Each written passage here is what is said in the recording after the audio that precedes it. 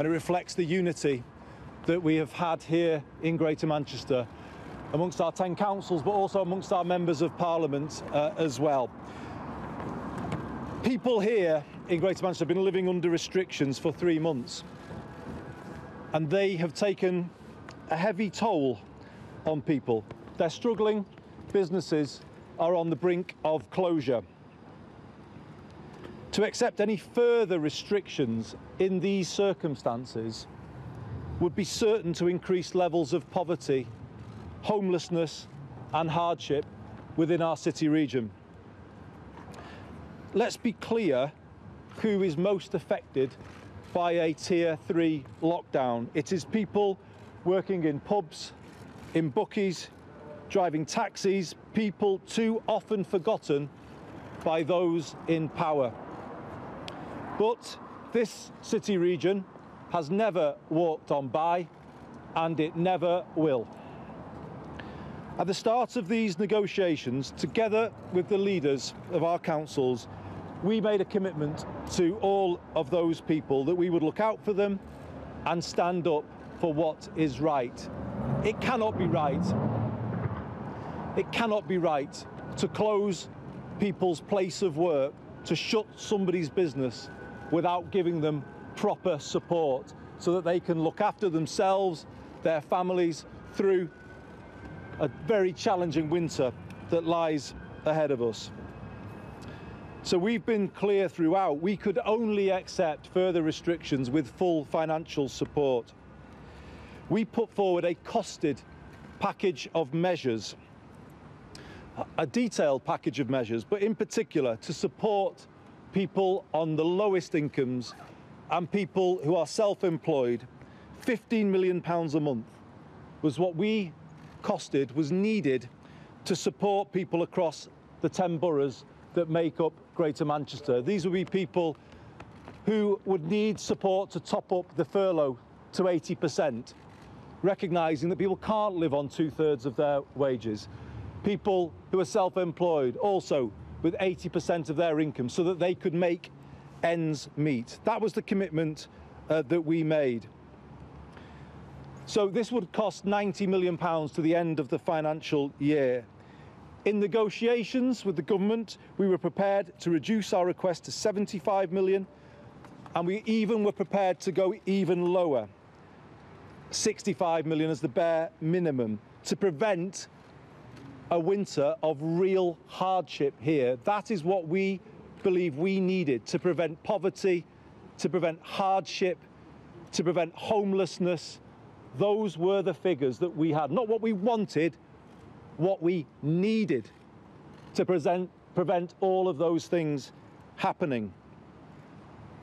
But the government refused to accept this, and at 2 o'clock today, they walked away from negotiations. In summary, at no point today were we offered enough to protect the poorest people in our communities through the punishing reality of the winter to come.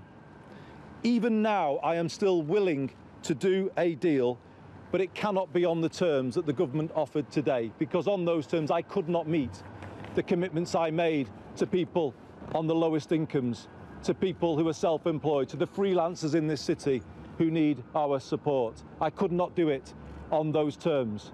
And I don't think it is right to ask people to go into a lockdown, to accept further changes within their lives without supporting them through all of that and what it entails. It can't be right to do that. How can we carry the public with us through this pandemic if we are forcing them to lose their income, their place of work, without supporting them through that? How is that going to keep people with what's being done here to fight this virus? So finally, I don't believe we can proceed as a country on this basis through the pandemic by grinding communities down through punishing financial negotiations.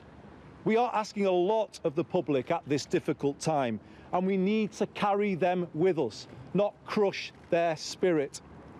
We need national unity, and that is why I now look to Parliament to intervene and make a judgment on a fair financial framework for Tier 3 lockdowns. Because make no mistake, this was not just about Greater Manchester. All parts of the country may find themselves in a Tier 3 lockdown at some point this winter.